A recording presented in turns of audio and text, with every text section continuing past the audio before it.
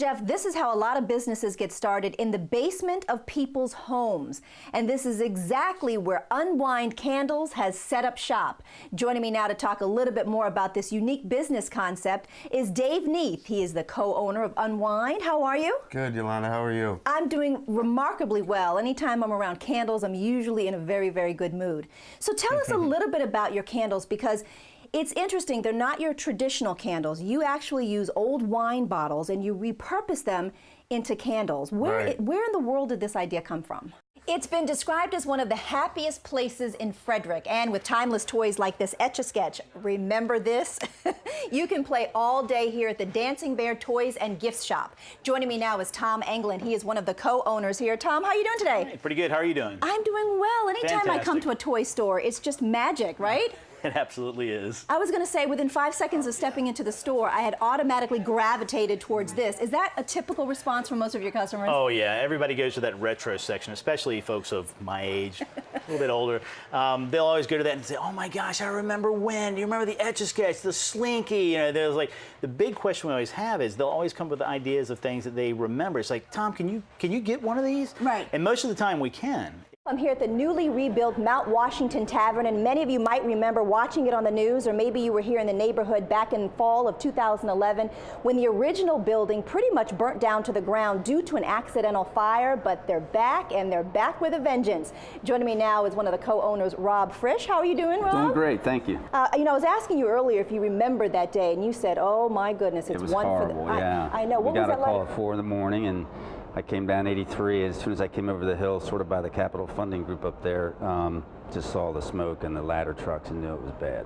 You did know it was So, bad. yeah, it And was- when you came on site and you saw that it Yeah. was pretty much, you know, you said it was just everything was moving It so just fast. had engulfed the second floor by that point, and we just knew that with the construction of the building being all wood, it was not going to probably end very well. So And did you know at that time that you would rebuild, or it took a absolutely, minute? no, we kind of got in touch with our contractor friends right away, and they were here, and of course the insurance company and everybody else. But there was never a question we were going to reopen. This is the baseball card that started it all, a 1989 rookie card of Ken Griffey Jr. You know, back then, people used to buy baseball cards. Now it's all about sports memorabilia. Joining me now to talk a little bit more about the place that they have here that's become the premier store for sports memorabilia, Robbie's First Base, is Robbie Davis Jr. How you doing? Good. I'm doing well. Good. So I'm going to give you this card back, because it might be worth something these days, or maybe not. It used to be worth a whole lot more, but this is the card that started it all for us. I mean, we might not be in business if it wasn't for this baseball card. And so you used to come here, or your dad found a retail space for you to shop your cards. Is that pretty much how the concept? Pretty much. We started off, we were just a postal service, like a little mailbox, et cetera type place. That's all we were doing. And we had so much space left in here. We were always huge fans. My dad had been in another business prior to this, selling cars. And in the car business, he had athletes as his pitchmen. So naturally, we knew all these ball players. We're friends with the athletes.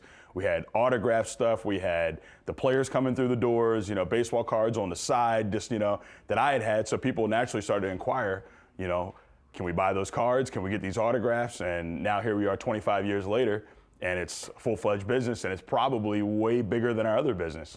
Talk to me a little bit about the sports memorabilia world, because a lot of people, you can go online now, there's all kinds of silent auctions, there's different places, but you were saying that the real, you know, nuts and bolts of it all is the legitimacy of the autographed item. Is that what makes you guys who you are today? Definitely, no question about it. And that's the people that are the most popular businesses within this industry are the people that the customers trust. Like anything else. I mean, like I said, you know, it's just like buying a car. I mean, there's no difference when somebody's Ford and another dealership's Ford, but you go to the place that you trust. And you can count on the people and rely on and know they're going to be there the next day. And I think that also had to do with why we got a TV show. You know, it's people knew our things were legit. People trusted us. People knew that we knew the athletes. And they also knew that, you know, hey, these guys have been in business for 24 years, so they've been doing something right. They're going to be here in 6 months or a year, you know, to be able to do this show. So I think it had helped us a lot. Ball Boys is the name of the show, just for people who may or may not have caught it on TV, and hoping to get that back up on television. That was some really good stuff. Hoping. He's like, we're in the works now. We're going to get it.